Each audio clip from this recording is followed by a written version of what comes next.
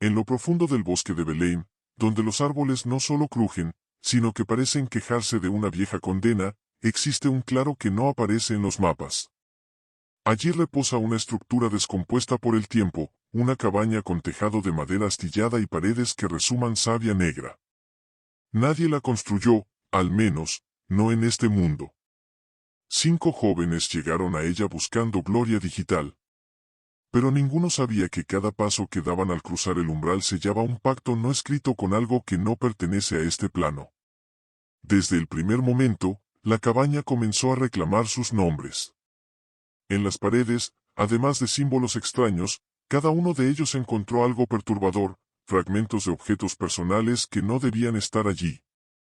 Elena vio colgada de un clavo la misma bufanda que había perdido de niña. Miguel halló una fotografía vieja de su familia, en la que él no tenía rostro. Sara tocó un libro en el suelo y escuchó su propia voz llamándola desde dentro. Tomás sintió que la cabaña sabía su nombre completo, aunque nunca lo había dicho. Andrés, el más escéptico, empezó a temblar al ver escrito con uñas en la madera: «Nos vemos pronto, hijo mío», la misma frase que le decía su padre antes de morir. Las cámaras captaban más de lo que los ojos podían ver. Las figuras distorsionadas no solo estaban en los espejos, también se formaban en el polvo, en las sombras, en las vetas de la madera, como si la propia cabaña estuviera hecha de almas consumidas. A las 2:33 de la mañana, cuando Sara fue absorbida por el sótano, no gritó solo de miedo. Gritó como si hubiera reconocido algo. Lo último que dijo fue: «Es mi voz, soy yo». Cuando los demás bajaron, los símbolos en las paredes habían cambiado. Ahora formaban una espiral invertida, una señal que Miguel reconoció de un sueño recurrente que había tenido durante años. La espiral ardía levemente con una luz rojiza, palpitante, viva. A partir de ese momento, comenzaron a ver cosas imposibles. Un reloj sin agujas que sangraba. Una radio antigua que solo emitía grabaciones de sus propios susurros, incluso antes de haberlas dicho. Un espejo que mostraba una habitación que ya no existía, con ellos aún dentro. La figura sin rostro no era un fantasma. Era un heraldo. Antiguas leyendas del bosque hablaban del silenciado, un ente que recoge las voces de aquellos que profanan su santuario. Cada vez que alguien grita, él se fortalece. Cada vez que alguien habla de él, se acerca. Tomás fue el siguiente. Su desaparición fue como si el aire lo borrara. Solo quedó su sombra en la pared, congelada en una posición de huida. Miguel bajó, pero no pudo hablar. Algo le apretaba el pecho. En su delirio, comenzó a dibujar frenéticamente con su propia sangre los mismos símbolos de las paredes. No sabía por qué, pero su mano ya no le obedecía. Elena y Miguel descubrieron que la cabaña no solo respiraba, crecía. Cada vez que abrían una puerta, el lugar cambiaba. Dormitorios se convertían en cocinas, los pasillos se alargaban como intestinos de madera húmeda. A veces, creían estar saliendo, pero volvían al mismo cuarto, solo que diferente, más deforme. La realidad comenzaba a ceder. El VHS fue la clave. Mostraba a 5 personas en blanco y negro, recreando exactamente lo mismo que ellos vivían. Uno de ellos era idéntico a Miguel. Idéntico. Cuando Elena encuentra a Miguel en la habitación negra, se da cuenta de algo aterrador: no era Miguel. Era lo que quedaba de él. El ente había vaciado su alma y dejado solo una cáscara para atraerla. La figura se acerca. No camina, flota, como si la gravedad no se aplicara a él. En sus manos, si se les puede llamar así, cuelgan trozos de piel, fragmentos de máscaras hechas con los rostros de los que han entrado antes. Cuando la cámara cae, no solo se escucha la voz de Elena, también la de Sara, Tomás y Andrés. Todos murmurando al unísono, como un coro de ecos secos. Ahora somos parte de la cabaña. La cámara fue encontrada por un grupo de rescate.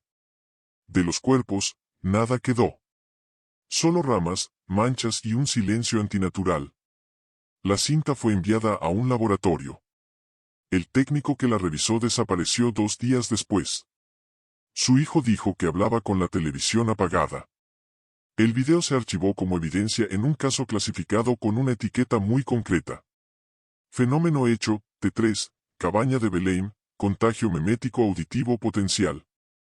Desde entonces, varios desaparecidos han sido reportados en el bosque. Y en cada caso, una cámara ha sido encontrada, con grabaciones nuevas. Grabaciones que nadie recuerda haber hecho.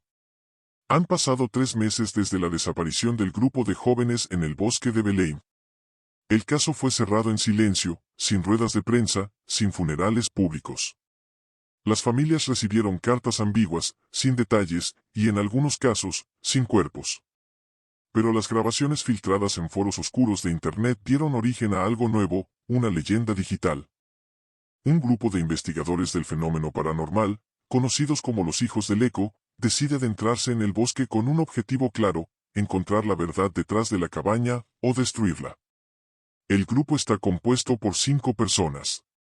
Valeria, ex policía convertida en investigadora de lo oculto tras la muerte inexplicable de su hermano, Miguel. Iván, experto en tecnología y simbología arcana, obsesionado con una figura que dibuja en cada cuaderno sin saber por qué, un círculo quebrado por ramas. Luis, medium que asegura haber oído la voz de Elena en sueños, llamándolo por su nombre. Camila, documentalista, convencida de que el video filtrado es real. Rafael, guía local, el único que se atreve a entrar al bosque, porque afirma haber salido de él cuando era niño, pero no recuerda cómo. Llegan al lugar al atardecer. Los árboles parecen observar. El aire es denso, cargado de un zumbido apenas perceptible. Ya no hay señales de la cabaña. No físicamente. Luis afirma que el lugar ya los reconoce. Cuando cae la noche, escuchan pasos. Gritos lejanos. Grabaciones de voces que aún no han dicho. Alrededor del campamento, aparecen talladas las mismas palabras. Si puedes escucharlas, ya te escuchan a ti. Rafael desaparece esa noche. La cámara térmica lo muestra caminando entre los árboles, repitiendo sin pausa, el bosque está adentro. El bosque está adentro. Luego, se esfuma. Solo quedan sus botas, perfectamente alineadas frente al campamento. El suelo tiembla. De la tierra misma brotan raíces que se entrelazan y forman una estructura, la cabaña renacida. No es la misma, ahora es más grande, más compleja, casi una criatura en sí misma. Tiene ventanas que respiran vapor, puertas que se abren hacia abajo y escaleras que terminan en paredes. Iván conecta su dron y logra capturar una imagen aérea. La cabaña proyecta una sombra mayor que su tamaño real, y en esa sombra se forman figuras humanas, caminando en círculos eternos. Camila entra primera. Dentro, encuentra una grabación en cinta Betamax. Muestra a su hermana, desaparecida hace 5 años. Está viva, o lo estuvo, leyendo un texto en un idioma imposible. Al fondo, la figura sin rostro la observa, inmóvil. Camila no vuelve a hablar desde ese momento.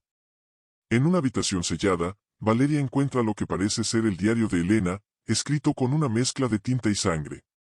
Entre pasajes incoherentes, destaca una frase escrita varias veces. El silencio es el idioma del otro lado. Las voces son solo anzuelos. Luis, en trance, afirma que hay un umbral debajo de la cabaña, un lugar donde los ecos no son repeticiones, sino copias parasitarias de las almas humanas. Voces que se alimentan del miedo para reconstruirse. El ente sin rostro no es uno solo, es una amalgama, un archivo corrupto de miles de conciencias atrapadas. El grupo desciende por un pasaje que no estaba antes. Llegan a un abismo de madera viva. Allí, cientos de cuerpos colgados en silencio.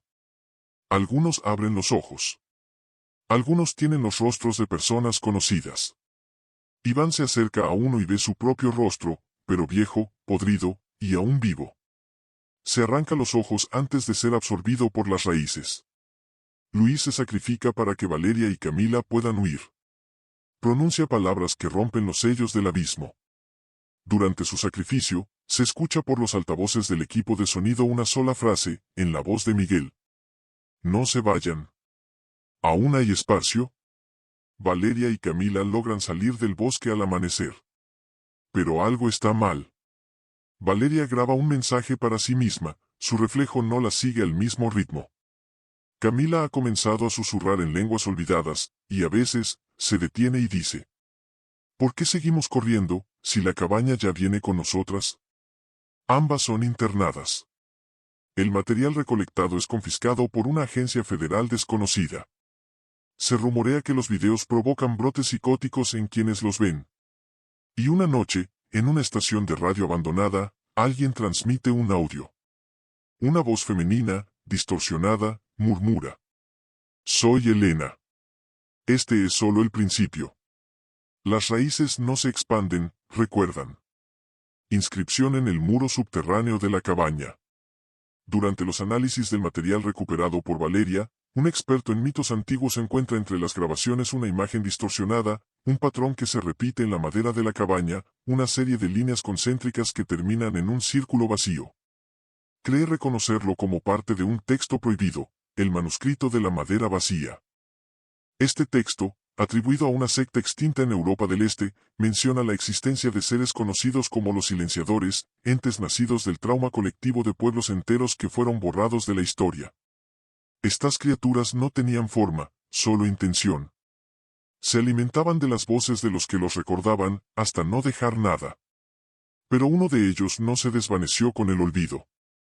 Aquel que escucha entre las raíces.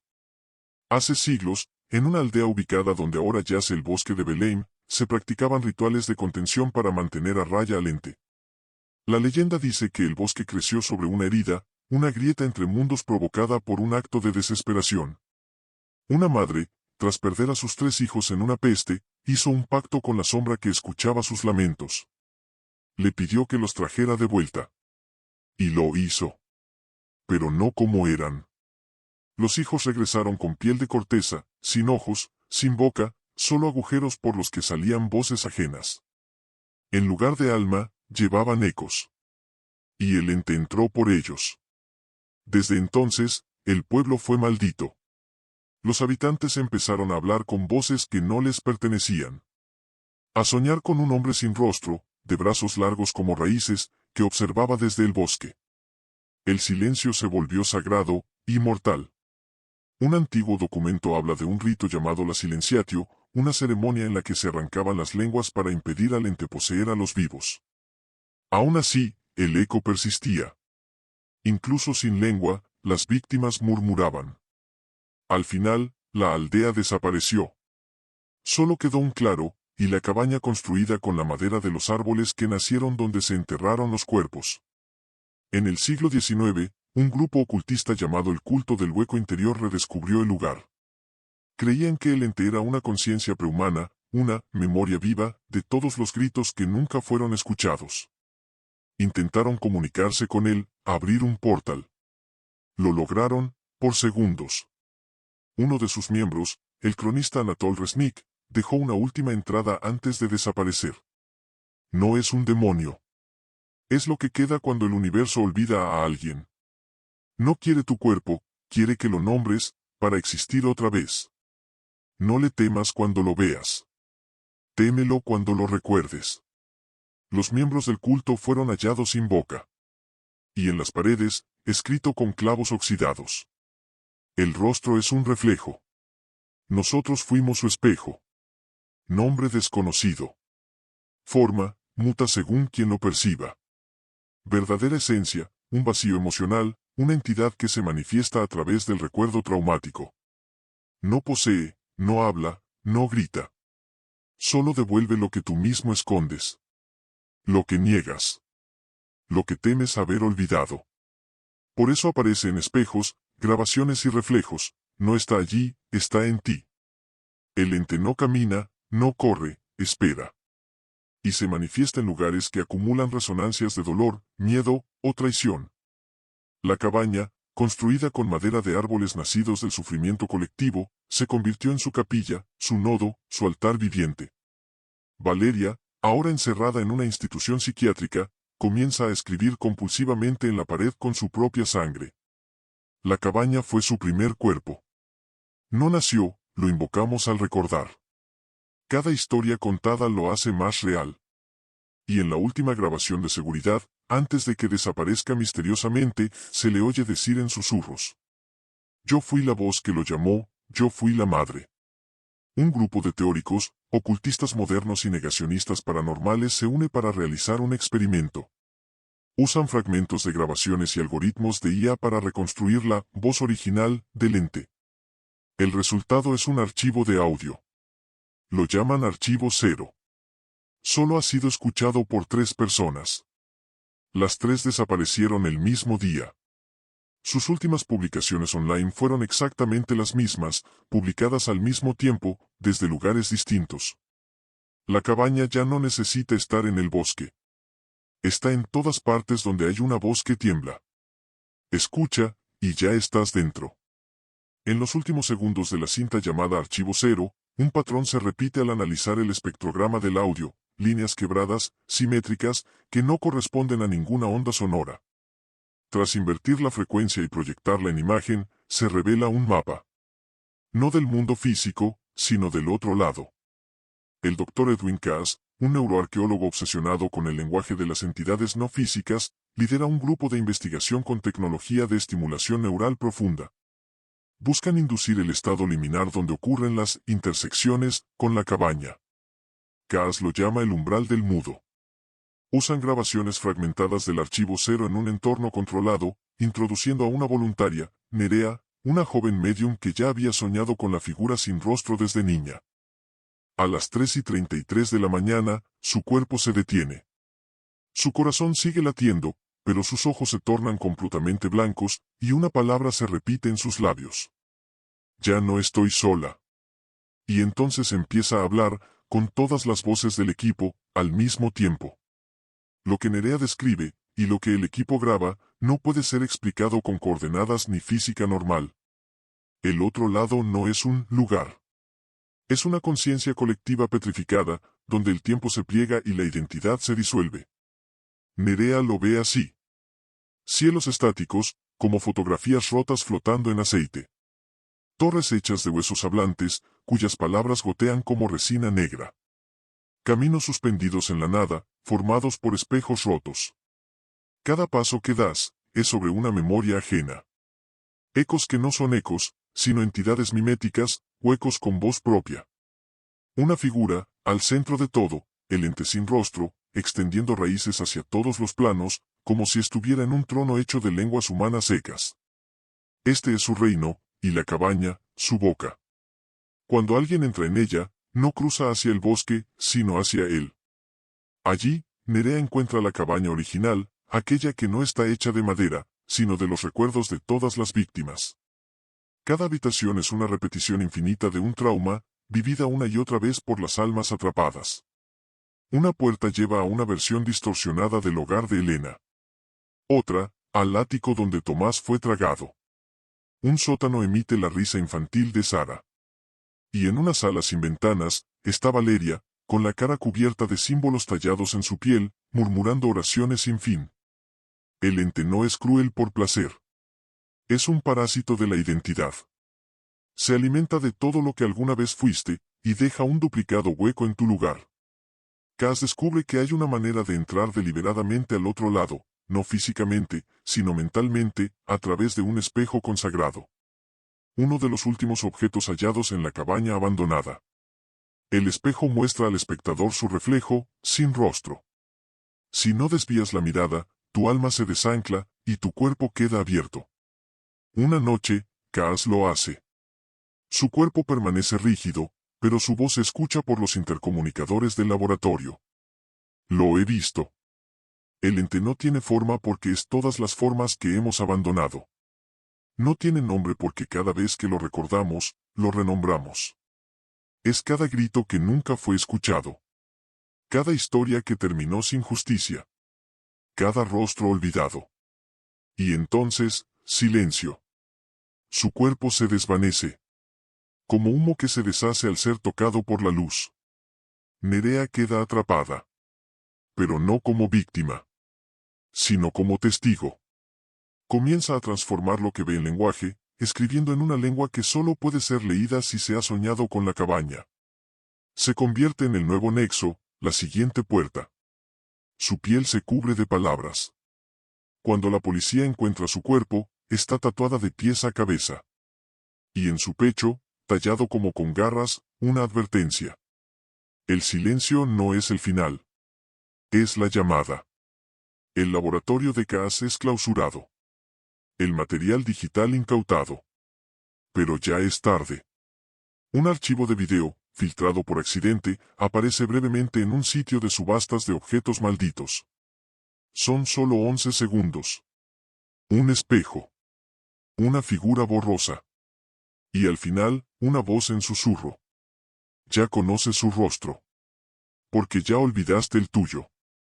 Desde entonces, el número de personas que afirman ver figuras sin rostro en sus sueños ha aumentado exponencialmente.